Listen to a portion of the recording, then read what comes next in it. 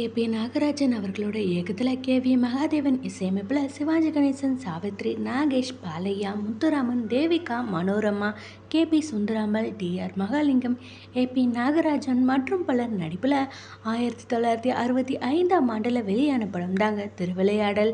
தமிழ் சினிமாவின் ஆரம்ப காலங்களில் சரித்திர கால படங்கள் தாங்க அதிகமாக வந்திருக்கு. அவற்றை புராண படங்கள்னு சொல்லுவாங்க. அதுக்கப்புறம் தான் சினிமா சமூக கதைகள் பக்கமாக போயிருக்கு. இருந்தாலும் 60 வருஷங்களுக்கு ஈஸ்ட்மன் கலரில் வந்த இந்த திருவிளையாடல் படம் மாபெரும் பக்தி காவியமாக அமைஞ்சிருக்கு. இன்னைக்கு வரைக்கும் சினிமா ரசிகர்களால் பாராட்டப்பட்டு வருதுங்க. சிவபெருமானோட திருவிளையாடல் பற்றிய கதை தாங்க இந்த படம். சிவன் லீலை என்ற நாடகத்தை தழுவி இந்த படம் எடுக்கப்பட்டிருக்கு.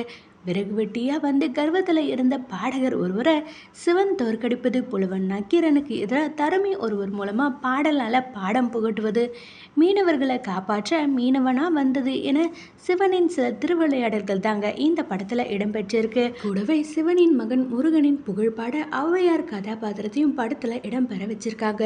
மேலும் இந்த படத்துல எண்ணற்ற சிறந்த நட்சத்திரங்கள் நடிச்சிருக்காங்க. எல்லாரோட நடிப்பும் அவங்களோட கதாபாத்திரங்களுக்கு அன்றைய ரசிகர்களை ரொம்பவே ஆச்சரியப்பட வச்சிருக்குங்க. சிவாஜி, சாவித்ரி, நாகேஷ், பாலையா என பலருக்கும் அந்த படம் தனித்த அடையாளமாகவே விளங்கியிருக்குங்க. கே.வி. மகாதேவன் அவர்களோட இசையில் படத்தில் இடம்பெற்ற அனைத்து பாடல்களுமே இன்றைக்கும் கேட்க தோண்டும் பாடல்களாக தாங்க இருக்குது.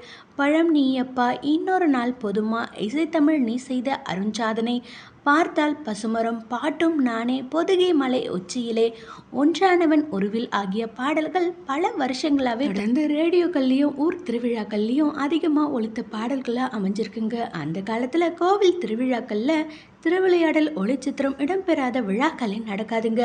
பாடல்கள் ரெக்கார்டுகளாக விற்று சாதனை படுத்த அளவுக்கு அந்த வசனங்கள் மட்டுமே அடங்கிய ரெக்கார்டுகளும் சாதனை படைச்சிருக்கு. நெற்றிக்கண் திறப்பினும் குற்றம் குற்றமே என்ற நக்கீரன் பேசும் வசனமும், தருமையாக வந்த நாகேஷின் புலம்பல் வசனங்களும் இப்போவும் பலருக்கும் மறக்காத ஒன்றுனே சொல்லலாங்க.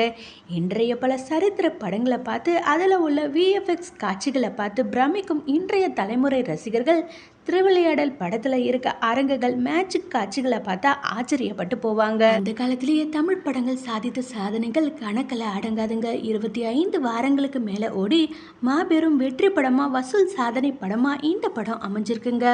அந்த ஆண்டிற்கான சிறந்த 2வது திரைப்படத்திற்கான தேசிய விருதை வென்ற பெருமையும் இந்த படத்துக்கு இருக்குங்க.